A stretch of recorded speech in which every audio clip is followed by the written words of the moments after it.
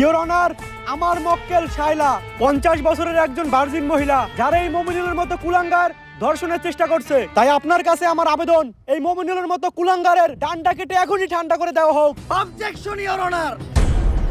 Your honour, আমার মক্কেল মমিনুলের বিরুদ্ধে যতগুলো অপবাদ দেওয়া হয়েছে সব মিথ্যা বানোয়াট।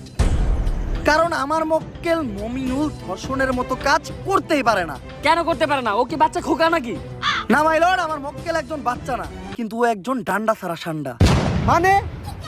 মানে আমার মক্কেল মমিনুল একজন গে গে গে। অবজেকশন ইওর অনার, মমিনুল আবার গে হয় কিভাবে? তুই কো আমার মক্কেল মমিনুল কি করে? টিকটক। আর টিকটক যেসব ছেলেরা করে তাদের কি নাই? ডান্ডা। আর ডান্ডা ছাড়া ছেলেদের কি বলা হয়? গে। তাইলে আমার মক্কেল মমিনুল কি? গে।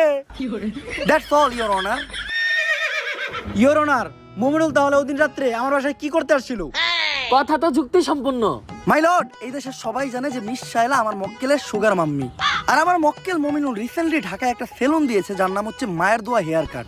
আর এটার উদ্বোধনের আগে আমার মক্কেল চেয়েছিল তার সুগার মাম্মি মানে মিস শায়লার পায়ের ধুলো নিয়ে তার ব্যবসার যাত্রা শুরু করবে। তাই ওই দিন রাত্রে আমার মক্কেল মিস শায়লার বাসায় গিয়েছিল। That's all my lord. Order order order.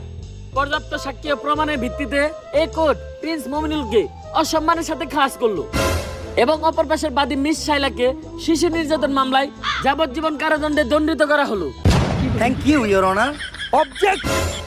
Baat পাস না আবার কস গন্ধ হয় শুটকিতে, প্যান খুলে স্যাপ দিয়ে দিও তোর পুটকিতে। একদম চুপ।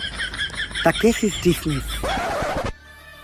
এই উকিলই পারবো আমাগো শাহবাগী গো মামলার হাত থেকে বাঁচাইতে।